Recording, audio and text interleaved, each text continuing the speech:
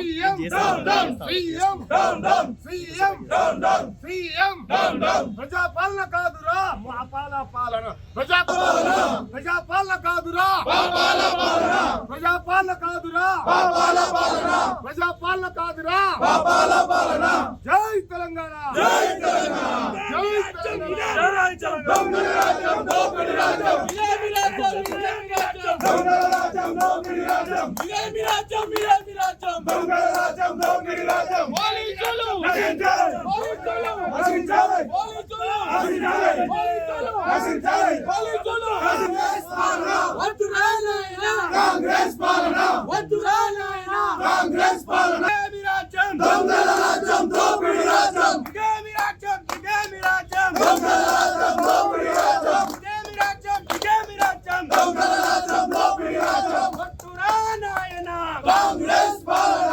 వద్దురా తెలంగాణ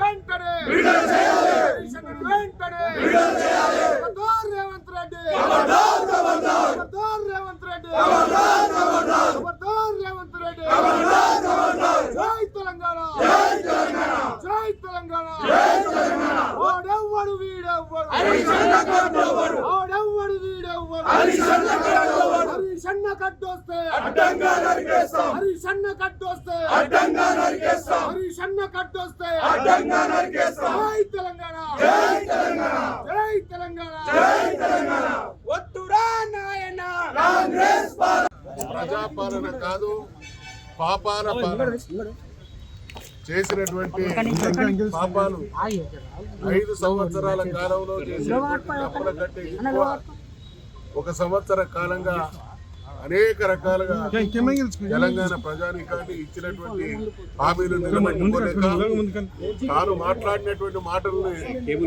తానే వక్రీకరిస్తూ తెలంగాణ జాతికి తీవ్రమైనటువంటి ద్రోహం చేస్తున్నటువంటి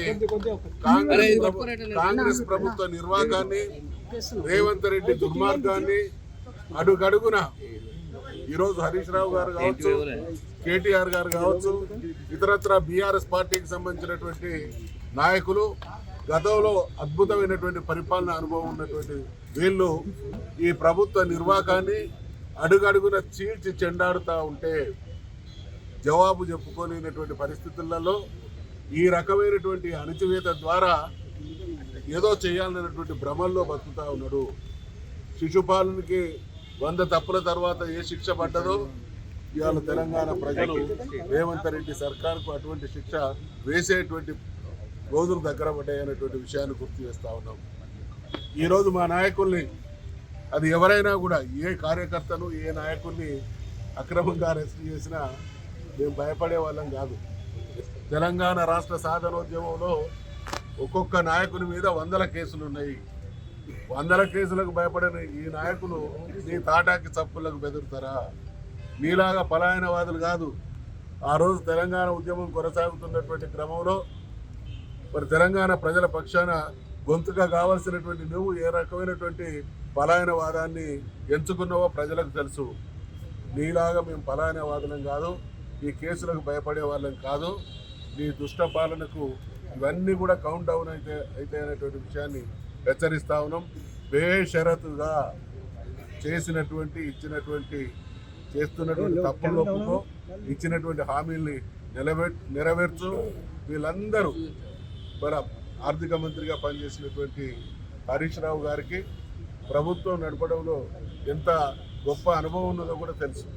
మరి వాళ్ళు సంధిస్తున్నటువంటి ప్రశ్నలు, వాళ్ళు లేవనెత్తుతున్నటువంటి అంశాలు ఇవాళ తెలంగాణ రాష్ట్రంలో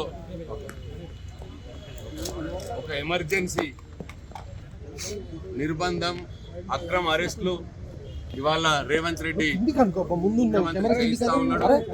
రేవంత్ రెడ్డి ముఖ్యమంత్రి సంవత్సరం అయింది. నువ్వు 100 రోజుల్లో హామీలు అమలు చేస్తా ఉన్నావు, 6 గ్యారెంటీలు అమలు చేస్తా ఉన్నావు. 100 రోజులు పోయి సంవత్సరం అయింది, ఇంకా చేస్తలేవు.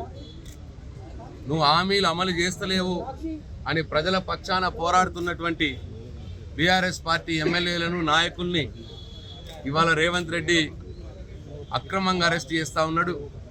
ప్రజల పక్షాన ప్రశ్నిస్తున్నటువంటి గొంతుకల్ని మరి వాళ్ళ పోలీసుల ద్వారా అక్రమ అరెస్టుల ద్వారా ఆ గొంతుల్ని ముయ్యాలని ప్రయత్నం చేస్తూ ఉన్నాడు. మరి ఇవాళ ఇది చాలా దుర్మార్గమైన పని. ఇవాళ 25-30 సంవత్సరాలుగా ప్రజా జీవితంలో ఒక ఎమ్మెల్యేగా ఈ రాష్ట్రంలో పలు దఫాలు మంత్రిగా పనిచేసిన సేవలు అందించినటువంటి హరీష్ రావు గారిని, అట్లనే మరి మా ఎమ్మెల్యే కౌశిక్ రెడ్డి గారిని ఇవాళ అక్రమంగా అరెస్ట్ చేసి పోలీస్ స్టేషన్లలో తరలించడం మరి దుర్మార్గమైన చర్య, ఏమైన చర్య. మరి వాళ్ళ మీ చేతగానితనం బయటపడుతుందని బాధతోటి, మీ చేతగానితనం, మీ హామీలు అమలు చేయనటువంటి మీ చేతగానితనం ఎక్కడ ప్రజలకు తెలుస్తుందో వీళ్ళు ప్రశ్నిస్తే అన్న భయంతో ఇవాళ వీళ్ళను అరెస్ట్ చేస్తూ ఉన్నాం.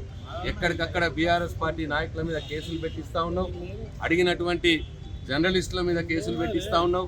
మరి ఇది ఒక ఎమర్జెన్సీ కంటే ఎక్కువ నిర్బంధ పాలన ఇవాళ కొనసాగుతూ ఉన్నది. ఇది మంచిది కాదు. ముఖ్యమంత్రి రేవంత్ రెడ్డి ఇది ఎప్పుడు కూడా తెలంగాణ సమాజం హర్షించదు.